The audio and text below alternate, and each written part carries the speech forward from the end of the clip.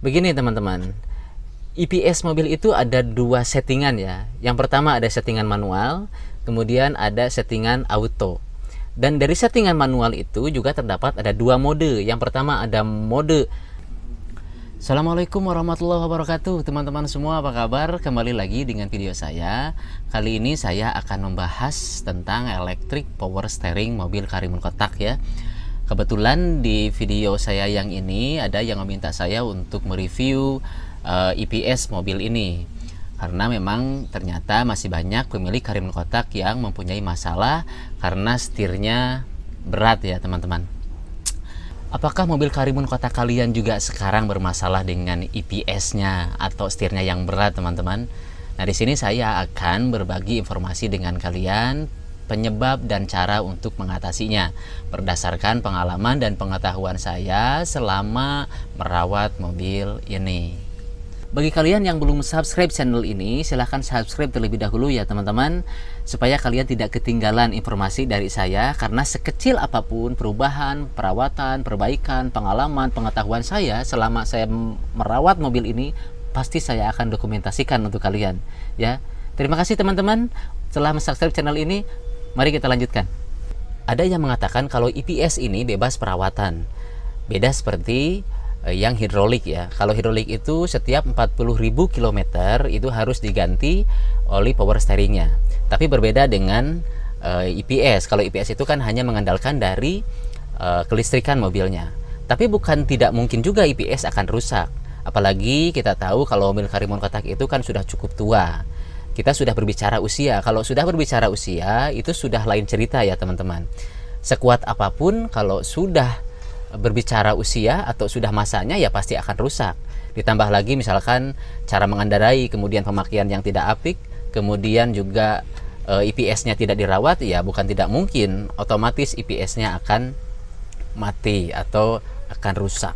Seperti itu teman-teman. Di sini saya akan menjelaskan ada 6 komponen yang bisa dimungkinkan menjadi pemicu atau penyebab EPS mobil kita bermasalah teman-teman. Dan kalian pun bisa melakukan pengecekan sebelum memvonis mobil kalian masuk ke bengkel. Ya, yang pertama adalah kelistrikan. Sumber kelistrikan berasal dari alternator atau dinamo jalan ya kalau bahasa bengkelnya. Harus dipastikan juga alternatornya bekerja dan berfungsi dengan baik teman-teman.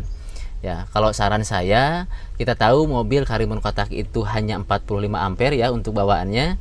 Nah, upgrade lah ke yang lebih besar dan banyak pilihannya teman-teman.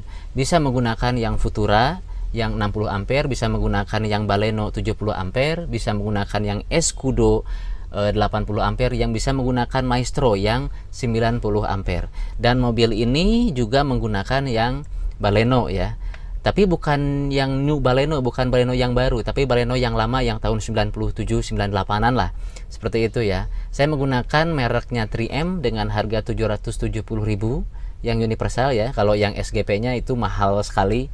Jadi saya pilih yang universal saja. Dan sudah hampir 2 tahun mobil ini normal ya untuk kelistrikannya dan tidak pernah ada masalah lagi dengan EPS-nya. Kemudian yang kedua adalah acu atau aki.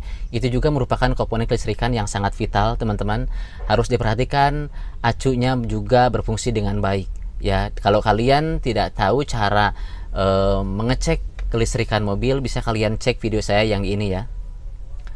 Kemudian yang ketiga adalah rack steer teman-teman.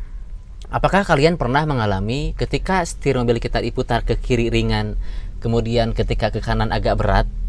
Nah, berarti permasalahannya di mana? Permasalahannya di rack steer. Ya, itu settingan pelangernya tidak pas.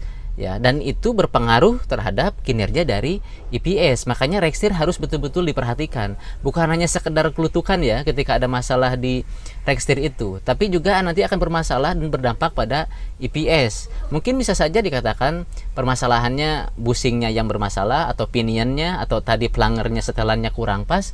Itu juga bisa menjadi indikasi rack steernya bermasalah dan harus dipastikan itu bekerja dengan normal teman-teman. Kemudian yang keempat dari speedometer teman-teman ya. Harus dipastikan speedometer bekerja dengan baik. Apa hubungannya antara speedometer dengan EPS ya? Begini teman-teman, EPS mobil itu ada dua settingan ya. Yang pertama ada settingan manual, kemudian ada settingan auto. Dan dari settingan manual itu juga terdapat ada dua mode. Yang pertama ada mode convert, kemudian ada mode sport. Dan biasanya untuk mode itu disematkan pada mobil-mobil yang masuk kategori mobil premium ya. Biasanya itu terdapat di mobil kayak seperti BMW, kemudian Audi, Mercy, Tesla, dan mobil-mobil sport lainnya. Ya, kalau ini untuk Karimun kotak itu menggunakan yang mode auto, di mana mobil ini itu ketika mobil berjalan di bawah 60 km, setirnya akan terasa ringan. Tapi ketika di atas 60 km per jam itu akan menjadi berat, ya. Dan itu yang disebut dengan mode auto. Tujuannya adalah untuk keselamatan atau safety ya, supaya mobil kita tidak oleng ketika dibawa ke dalam kecepatan yang tinggi. Makanya kenapa speedometer itu sangat berhubungan sekali dengan EPS. Begitu ya teman-teman. Dan yang kelima adalah sikring teman-teman. Kalau kalian punya masalah dengan EPS-nya, coba kalian cek sikringnya yang ada di bawah dashboard ya, di atas pedal gas. Dan di situ ada sikring electric power steering. Nah, di covernya tertuliskan di situ 30A power steering. Nah, coba kalian cek di situ, barangkali sikringnya sudah gosong atau putus ya, atau rusak. Nah, kalau dipastikan sikringnya itu masih bagus, coba kalian masukkan lagi. Kalau misalkan EPS-nya tetap tidak berfungsi dengan normal, berarti masuk kategori yang ke-6 ya, ke komponen yang ke-6. Nah, ini yang sangat dikhawatirkan ya. Yaitu yang ke-6 adalah modul EPS-nya. Karena kalau sudah masuk ke modul EPS itu sangat rumit sekali teman-teman. Karena butuh kemampuan dan skill yang mumpuni untuk mengecek itu. Ya, dan dibutuhkan alat yang disebut dengan electric power steering diagnostic ya. Dan itu tidak semua orang bisa untuk mengecek atau memperbaiki modul itu. Harganya pun sangat mahal ya. Untuk bekasnya saja sekitar 4 jutaan dan harga barunya sekitar 8 jutaan. Nah, jangan sampai ya untuk EPS-nya itu bermasalah. Nah, seperti itu ya teman-teman, cara untuk mengetahui penyebab dan mengatasi EPS mobil kita bermasalah.